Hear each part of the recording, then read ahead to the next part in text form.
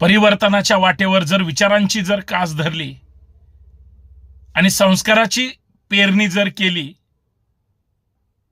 तर काय उगवतं? समृद्ध विचारच जन्माला येतो. तो विचार समाजाला पुढे घेऊन जातो. समाज जागृत झाला तरच सामाजिक परिवर्तन घडतं.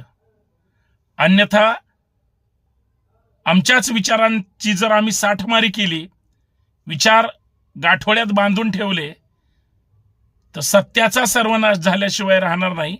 हे फक्त मर्म आपल्याला समजलं पाहिजे.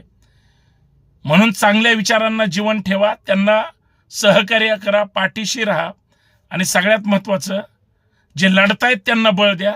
परिवर्तन घडल्याशिवाय राहणार नाही. ते विचारांचं असू द्या, शरीराचं असू द्या, मनाचं असू द्या किंवा जगाचं असू द्या. परिवर्तन अटळ असतं. जय शिवराय.